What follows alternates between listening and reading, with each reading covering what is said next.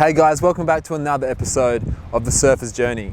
In today's video, I'm going to do a surfboard review on the Channel Islands Fever. It's an all-round high-performance shortboard, and I always get cautious about all-rounders because I think they either lean more towards small waves or they lean more towards higher quality waves. I've been fortunate enough to surf the Fever in a whole range of conditions, so I'm looking forward to being able to give you the best breakdown possible. And guys, if you're new to the channel, please subscribe now, so you can stay up to date with all of my latest videos and tutorials. And you can also follow The Surfer's Journey on Instagram. But for now, let's get into today's video.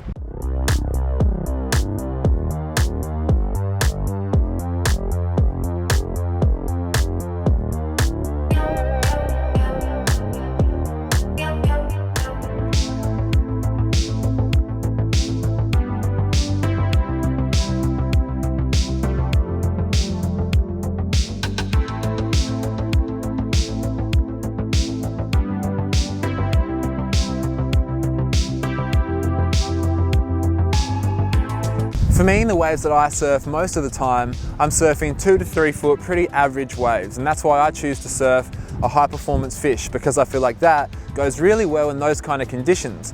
But when they start to get a little bit better, even if it's 2 to 3 foot and it's a higher quality wave, well, then I might go to something like a small wave performance board, because it will allow me to surf a little bit harder in those conditions. When I actually get a better section, I can have more speed and more control in those sections, because I feel like my high performance fish gets a little bit loose when it's like that.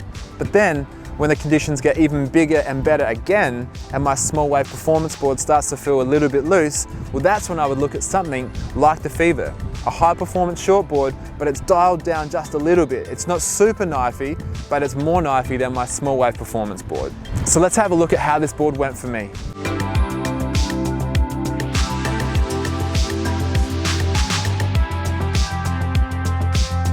Due to the design of a high-performance shortboard in that they're not as wide and there's not as much foam underneath your chest when you're paddling, you will find that paddling these boards takes a bit more physical effort and you won't be able to catch waves quite as easy. As you can see in this example here, got a little bit hung up paddling into this wave. So it does take a little bit more effort from you physically to get into the waves. But once you get up, you've got the added benefit of having a surfboard which is much more responsive and much more agile. The issue with that though is that these boards tend to not love the fat, slow sections when they come.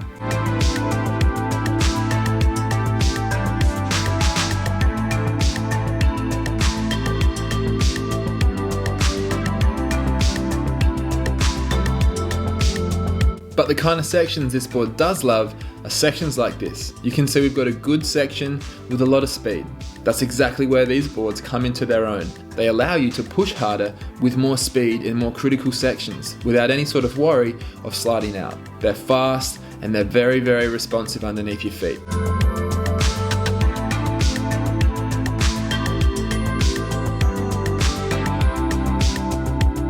On this wave here, you can see this fat section, and the board really struggled through it. But as the wave went on and I managed to get some speed and get presented with some better sections, you can see the board coming to life.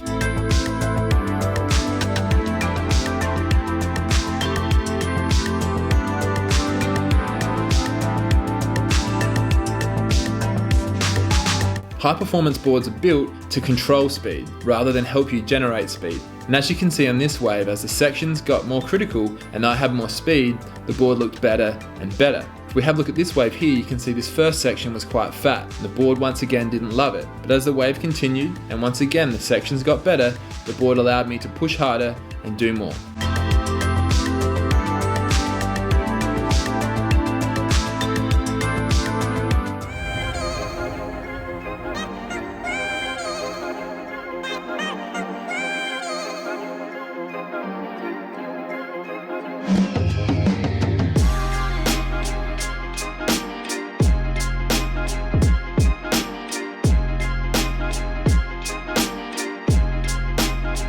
The Fever's turning ability compared to say my hybrid fish or even my small wave performance board was a level up again. It allowed me to go more vertical with ease. It allowed me to turn tighter in the pocket because I didn't have to worry about sliding out.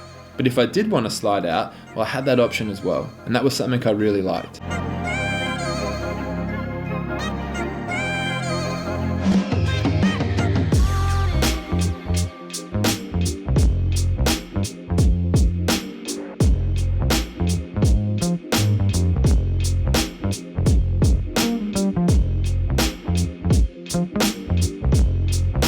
Usually I would look at Spark as something like this, where a board allows you to do things that are more progressive, throw the tail or slide the tail. But in this example here, you can see doing bigger turns on bigger sections, and for me that was probably the bigger area of Spark that I loved about this board, is that having that control and having more speed and having a board that is more agile underneath your feet when you're presented with those big sections means that you can do things that you never really could do on those hybrid fish or small wave performance boards. But you don't have to look far to see examples of this board being surfed in the air and doing all sorts of fancy progressive maneuvers.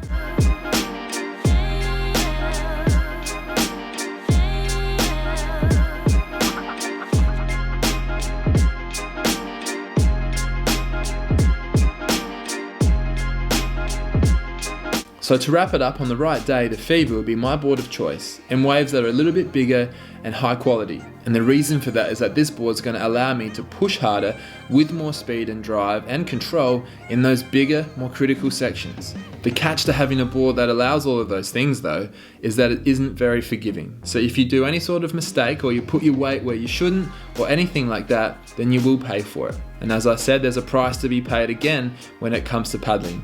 Paddling this board is physically harder than compared to a small wave board counterpart, just because of the narrowness and the lack of foam underneath your chest. And the name really sums it up by saying high performance board certainly lends itself more to high performance surfing. So I wouldn't recommend this board for anyone who's a beginner or even a low level intermediate surfer. Certainly for the higher level intermediates and above.